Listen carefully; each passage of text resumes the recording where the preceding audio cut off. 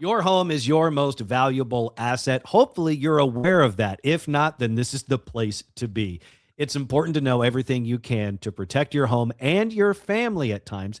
I am your host of Know Your Home, Dan O'Malley, along with your home expert and owner operator of Cook DFW Roofing and Restoration, Daniel Cook, and we are going to know your home.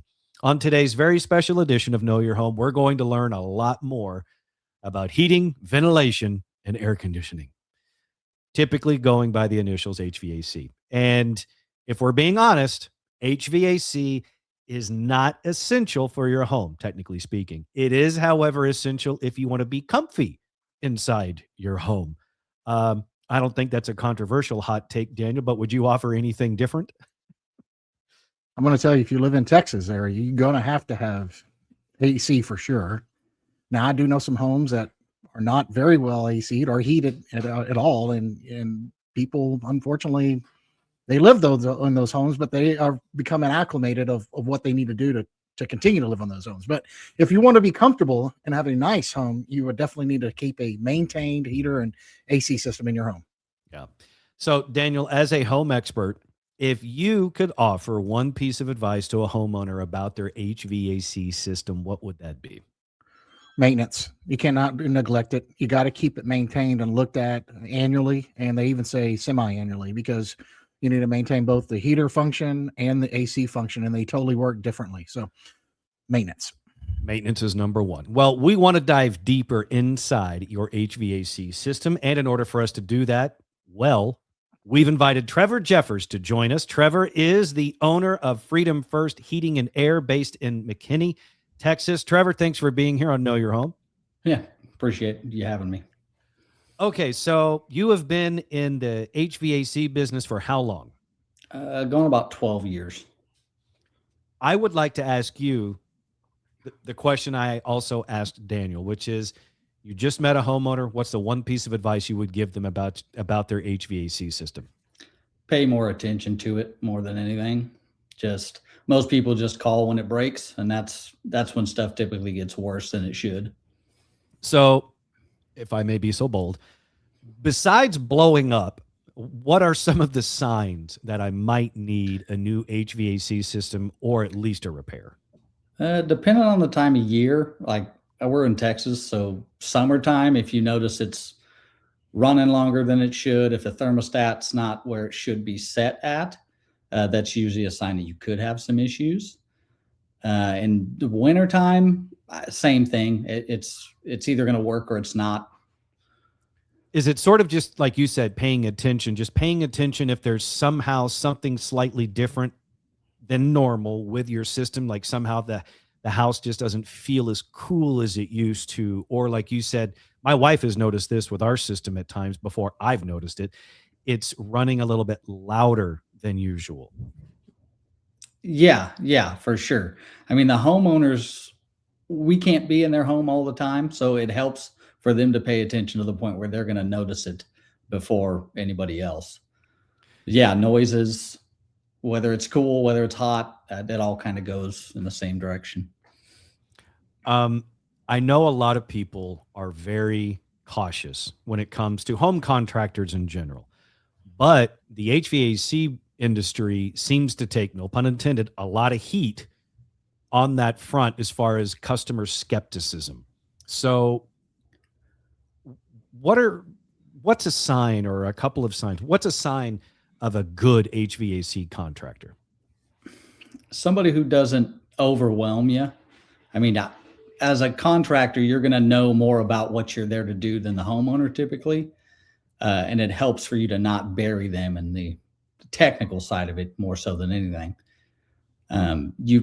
My goal is to help people understand what they have in their house in a way that makes sense to them. Yeah. Because, I mean, at the end of the day, I'm not an HVAC expert. You are. And I need your knowledge if I call you out to my home. And this is where homeowners, this is where that divide is. It's like, I want to make sure I'm not being taken advantage of, because there's enough of those bad companies out there that have made it difficult for the good companies such as yours to operate, right? Everybody's been to a used car dealership, and if you get that feeling from the person as soon as they come in your house, that's usually a sign of what you're in for. So trust your gut. Exactly. Got it. I'm going to run through a couple of quick questions, and I'm curious to see what you think about this. Are monthly service plans a scam? No, monthly service plans are just an option. Like most companies will offer, hey, you can pay by the month or you can pay by the year. I've always offered it as just a flexibility thing. Sometimes people want to pay by the month. It costs less than Netflix in most cases. Sometimes people like that. How will we know when we find a reliable HVAC contractor? They got to pick the phone up. That's the first thing. It's a relationship built over time. You're not typically going to know right up front, but if they offer the service in a way you're comfortable with, that's a good start. Man, I've heard some horror stories from clients, and it's usually about, they got duped into getting a system. They told them they had to have all this system replaced. The guys that come out to replace it aren't really educated on the setup of it. What's something that you kind of prepare your clients with? What makes a system replaceable? When you replace it, is it always the same? Because I've heard sometimes you have to replace the ductwork. Sometimes you don't. Sometimes you want to increase the SEER level on the unit. Sometimes you don't have to. What's those factors, and how do you manage those? So the biggest factor is going to be what the customer wants typically. So if they want to go basic, they can. Ductwork is important. Most people don't pay attention to it. But that's a factor in how good or how bad the system is going to end up, even though it's new. The first day of its life is the most important. So the better you do that, the better it's going to be for everyone down the road. Yeah, the ductwork, what I've seen in a lot of inspections, when we go into a lot of attics and everything, I usually see the ductwork is maybe twisted. It's not insulated. It's not connected properly. So there's some air being released inside the attic, unfortunately. So it's not getting the proper pressure down in the room. So are there certain, when you develop a system or when you go in, do you check all those out and then inform the customer, hey, this is what your current system is looking like? Well, typically the customer, like we mentioned earlier, they're living in the house. They're going to notice that stuff. If there's a bedroom that's hotter or colder a certain time of year, I ask a lot of questions because I want to know what they want out of their house once we leave. So I let them answer that. Okay. All right. Now I've seen some ads also from other HVAC companies, and I've seen this being more prominent lately. What is your take on the system balance? I see this room balance checkup all the time, and they're charging $250 to come out, and they want to balance your HVAC system. How does that work? So it's a lot of it has to do with, it starts at the beginning. If it's a newer house and the builder put the ability to balance it, that's great. A lot of builders don't do that, unfortunately, whether it's cost or they got to do 500 houses. But yeah, it's doable in most houses. It's just sometimes it's more involved than others. So as the homeowner, as the know-nothing homeowner, what is balancing the HVAC system or balancing the house for the HVAC system? Because to me, that sounds like something made up in a commercial, kind of like Daniel heard, for someone to come in and charge you $250 to look around while you're not paying attention. Be like, all right, now you're good. Yeah, balancing to truly do it, it's affecting the airflow and how it's split throughout the house. Okay. Because without the ability to do that, it's the path of least resistance. The bigger rooms with the bigger ducts are going to take majority of the air. You can adjust it, whether you have to adjust how the system is put together to do that, or if it already has it, that's great. You can do it either way. Okay, so the balancing has to do, if I have this right, so the balancing has to do with the ductwork basically and where it's going throughout the home. Yeah, how it distributes the air throughout the house. Yeah. Got it. Okay. How important is the return location in the HVAC system and compared to the actual exhaust points? It's important. It has to be somewhat even. Like we can only pull so much air into a system. If the ductwork is adequate, we want a roughly an even exchange. We want the same amount of air going into the system as it's coming out. and the system can only move so much air. So if the ductwork is adequate, as long as your design is adequate and you put them where they should be, it'll heat and cool well. So I've seen in a lot of homes also, I get this asked often, is it okay if we put air registers? And when I say air registers for the general public, the little metal grills that you see as, a disbursement area. If you just put a cutout above doors that have a lot of suction and create a place where that air can pass through when that door is shut. Because that's when I hear a lot of clients say their room gets really hot. They don't feel like they get good airflow or the air feels stagnant. So if we put a register above that door as a cut through, is that a good thing to do? Like a pass through? Yes. Yeah. I mean, that's a doable solution for most houses. I mean, you'll see them in manufactured homes. They put them either in the doors or above the doors. Most new construction stuff's going to have a jumper duct, so a vent on either side of the door, but it's the same general idea. Okay, yeah, because that's the number one thing we get is usually a upstairs bedroom or a master bedroom that's off from the side of the home or away, and you can feel it. So when the system's on, you try to open the door, you close the door, and it kind of pulls it shut because it's got so much pressure. Pulls it out of your hand. Yeah, so that's something we see often. Okay, sears. We talked about this earlier, and I've been seeing that also. So how does a sear factor build into a customer's decision on their unit? What do they need to know? So SEER stands for Seasonal Energy Efficiency Rating. That's well above my pay grade as far as what the government determines how efficient or inefficient a system is allowed to be. Most customers are not looking for a spaceship. Some are. But basic SEERs have gone up over the years, where it used to be, say, 10 SEER 20 years ago. Now the EPA and the government states there's a minimum requirement for how efficient your system can be. And you can go up from there. So what is the minimum now? Yeah. So 14.3 SEER is going to be the minimum. Okay. As of now. Gradual increase. But what is the highest? Yeah. What's the highest that's out there right now? Oh man. Linux, last I heard, they have a 28 SEER. Okay. So is that just means it's going to be a system that runs more efficient, less, and save you money? Yeah, as long as it's coupled with proper ductwork and a good installation, it should save you money over time. That's certainly one of the questions I had for you, which is, as a homeowner, you hear about SEERs, and Daniel and I have talked about this before. SEERs, and usually the more SEERs, the better. And I equate it to, because I have limited knowledge, I equate it to sort of like an engine. Is this a 4-cylinder? Is this a 6-cylinder, an 8-cylinder? Is it like that? Because that's kind of the way I think of it. Or is it not that at all? So not quite. If you want to think of like a 14.3 SEER being basic, it's like a dragster. It just like when you're getting on the highway, it's 0 or 100. There is no in between. Okay. And then as you move up the scales, you have, say, a 2-stage where it goes 60 or 100 or 0. And then a 28 SEER would be anywhere from 0 to 100 that you could imagine. It could run at 15%, all the way 30, all the way up to 100.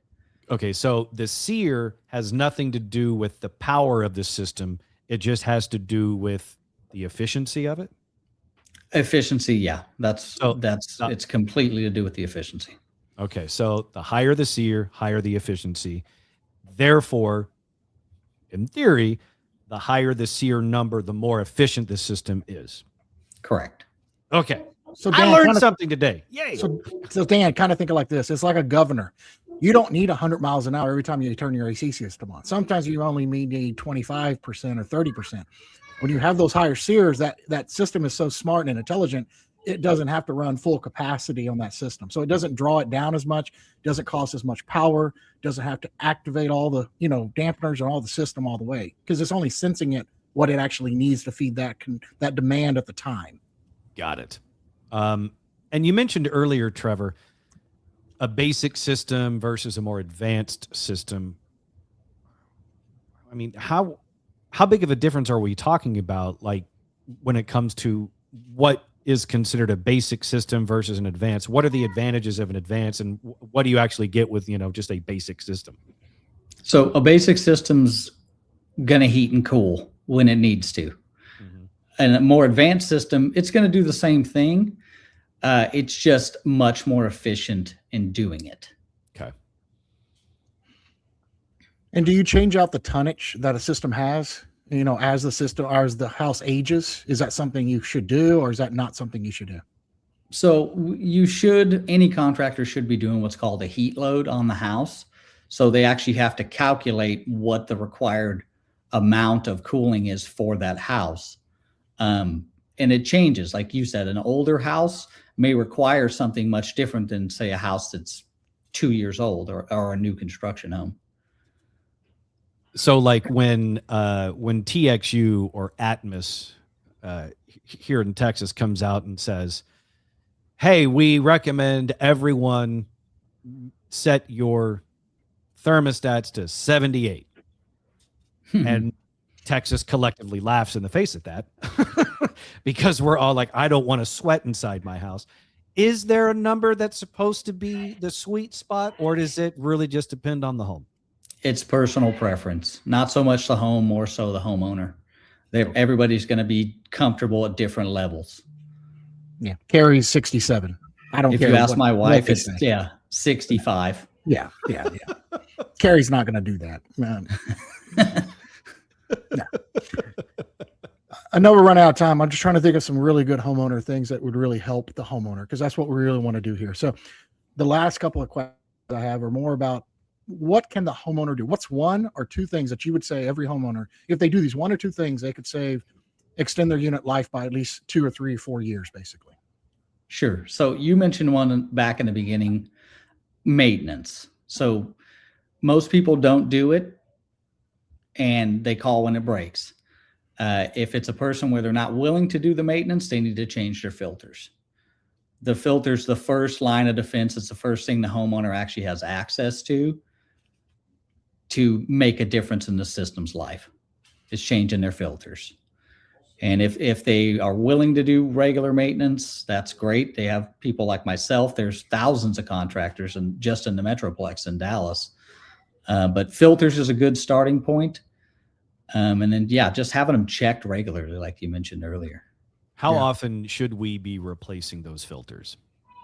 It depends on the filter. I mean, some houses only have a 1-inch filter. If you have dogs, if you have kids, if you have carpet, I'm going to tell people to change them once a month. If it's a bigger filter, like say what I have in my house, it's 4 or 5 inches, I'm going to still change it 3 to 4 times a year. But I have small polar bears living at home. And I think this is the kind of stuff that we're getting at here inside this show, inside Know Your Home, really trying to put the homeowner at ease and let them know that there is no stupid question. Because I'll tell you right now, I didn't know that there were AC filters larger than 1 inch, because that's what I've had in my homes. I've had 3 houses and they've all been the 1 inch. I didn't even know there was a higher inch thing as far as that's concerned. I know that since we have animals like you do, Trevor, it's recommended that we change those out more often than someone else might. But you still don't actually know. And when you're doing it, when you're changing that air filter, there's the handy dandy arrow. The thing is about that arrow on the edge of the filter is, which direction is it supposed to go? So it depends on the system. There's a pretty good chance, depending on what direction your system is facing. Say it's in the attic. Okay. You have ducts on either side of the unit. If your returns are on the left-hand side, it's going to be facing the opposite. It's going to be facing right, and vice versa. Okay. So just to try to imagine whatever direction the air is flowing through the system, an easy way to tell is, where's it pulling air from my house, which you're going to see the ductwork in most cases, and where's it putting it back into my house? As long as the arrow's pointing the direction of the air going back into the house, you're going to get by. All right. Please don't judge me negatively here, but what?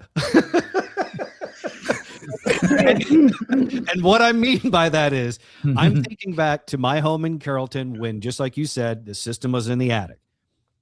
I know now that the return The little vent that's usually covered in dust in people's homes, that's somewhere behind a Mhm. piece of furniture, that's a return, right? That's correct. So that's where air from the home gets sucked up into the system. Hmm. Okay, that helps me. I'm gonna check that box. The register is the vent in the room where the air comes out to cool it, kind of the thing that I can see over your shoulder on your ceiling. That's correct. Yeah. Okay, so now when I'm looking at the system, air is supposed to be coming in from the house and then going back into the house. Yes. All right. So how do I tell which one is coming and going? Circulation.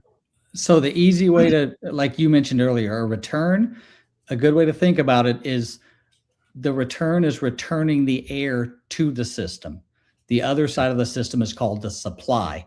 So you have Got a it. return and a supply. It returns to the system through one and it's supplied to the house through the other. Okay. And typically, Dan, when I've seen a lot of these filters, because I've changed a lot of filters out for homeowners just as a courtesy, because sometimes, they can't get up on a ladder or it's in a hard place to get to. There's usually arrows and it usually say airflow with the arrow. So if it's going back toward the AC unit, you need to turn that filter where it's going back to the AC unit, basically. There's little So arrows on the side of the filter. That's what helps a great amount, because the reason I ask these questions is genuinely because a lot of us just don't know these things, and that's why we have the show. So the arrow then on the filter goes towards the unit. Yes. Whichever way the air is Yeah. going Yeah. back If it's toward going the unit. towards the ductwork where you're putting it, that's backwards.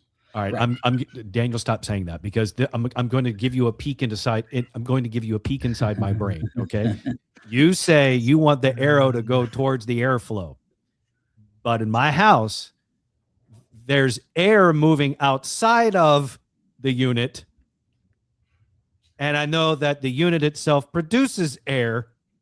So then I'm still, and again, my head is a weird space. So Here's it's the- like I can here's a quick justify one. both directions. Here's a quick one. The return sucks the air back in from your house, right?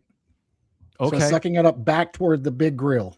So just Mhm. make the arrows face the big grill going into the abyss of the attic.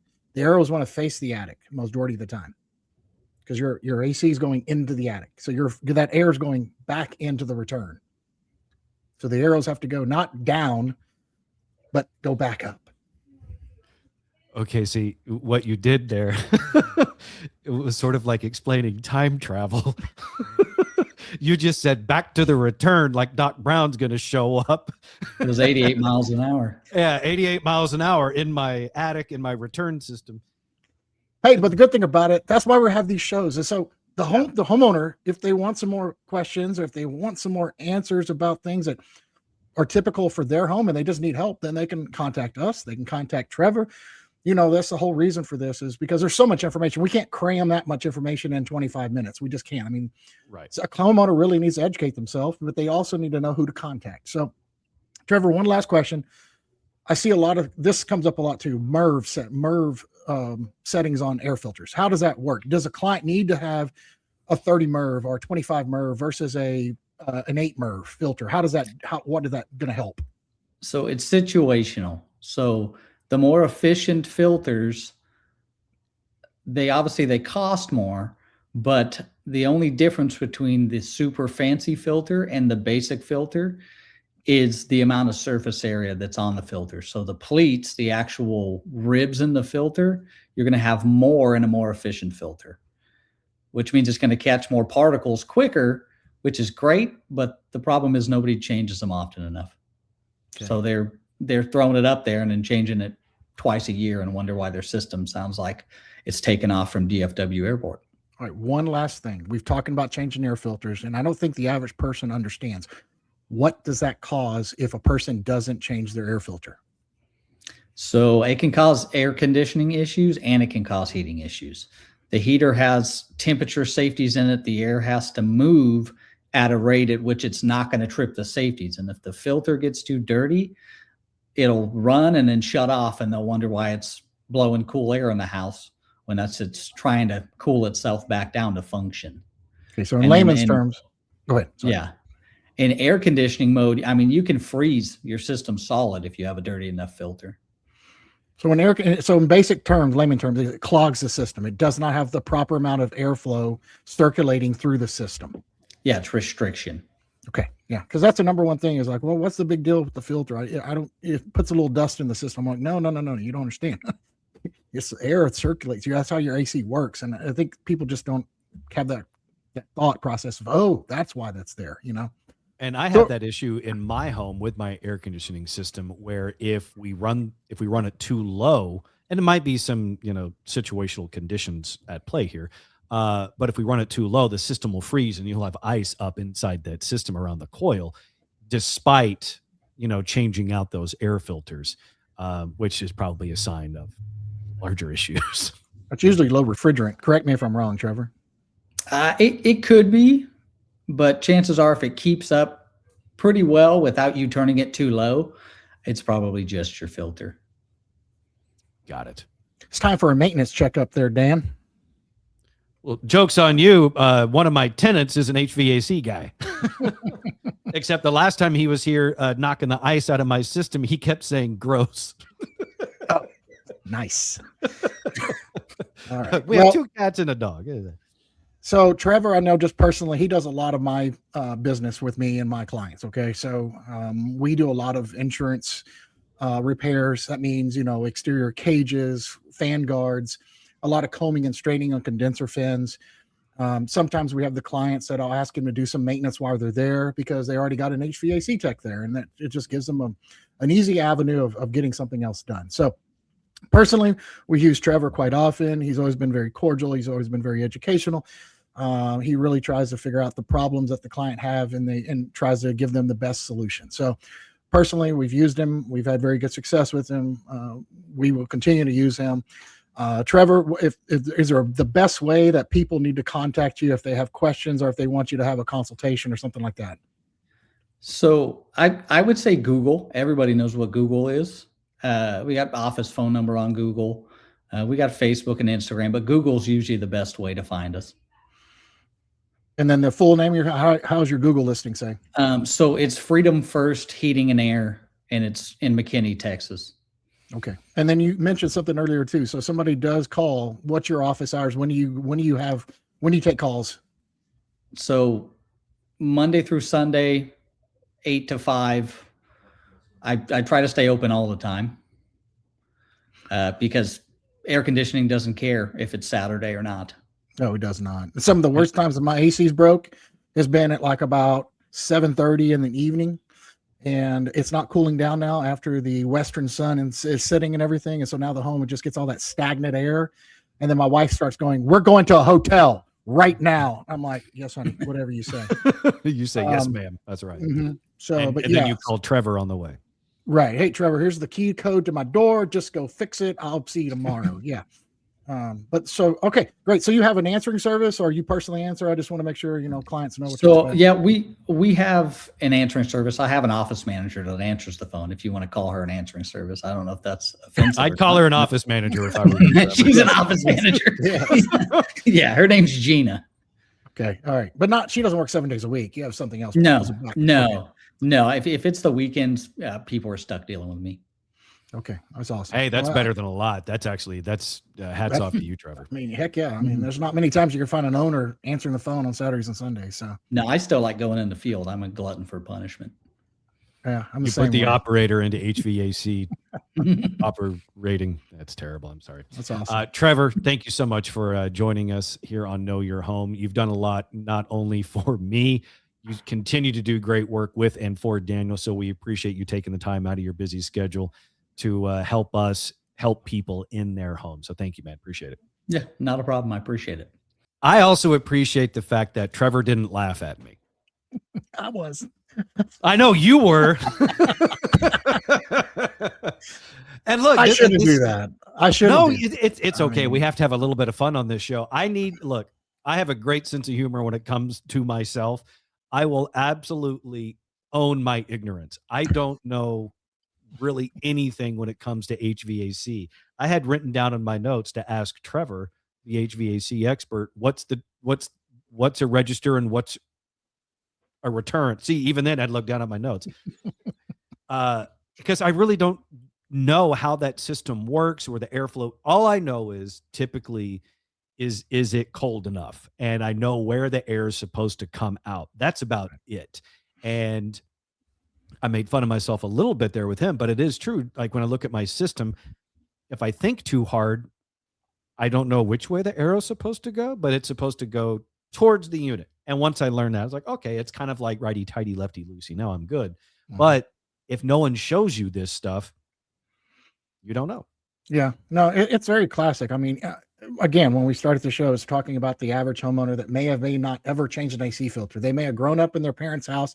Dad did it. Somebody else did it. Now they went to an apartment. Guess what? The apartments do it for them usually.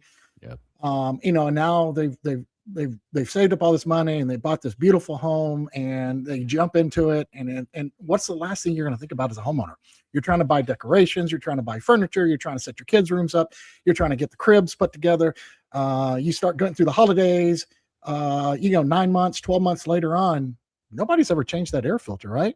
And then all of a sudden your AC in July starts acting up. And the AC guy, the first thing he does, he goes to the air filter. And I've seen this happen time and time again. They go to the AC filter, they pull it off and they go, yeah, probably insufficient airflow. Yep. And then, you got $200 there that for a $10 air filter that should have been changed probably 3 times before that service call. So absolutely air filters, those are the things that we want to talk about, and there's so many other things you can do. We didn't have enough time, but I see a lot of times where there's thick grass and debris around your condenser on the outside of your house. That needs to be washed off with a hose occasionally because dirt and debris will clog the condenser fins and it cannot breathe properly. So the refrigerant that's inside the system can't circulate.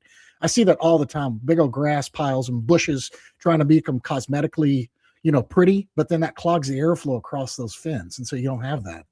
Yeah. And that's another thing too, is knowing that thing that's sitting on that little concrete slab outside your house is called a condenser, and it's not the AC system. It's just a part of it. Right. Yeah. It's a whole bunch of, and the line that runs the refrigerant up and inside your walls back over to your actual unit that's in your attic, that circulation point of how that all works together is very critical because if it has any restrictions, like you mentioned earlier, you think you have a freeze up problem, that's probably a refrigerant levels problem somewhere in your system. Because usually if you have a freeze up, that means the refrigerant's not circulating fast enough or it has a restriction somewhere. And that happens too. So there's so many different components in your system that work all in one tandem piece. Yeah. And that's why HVAC is such a massive industry, is because it is so complicated.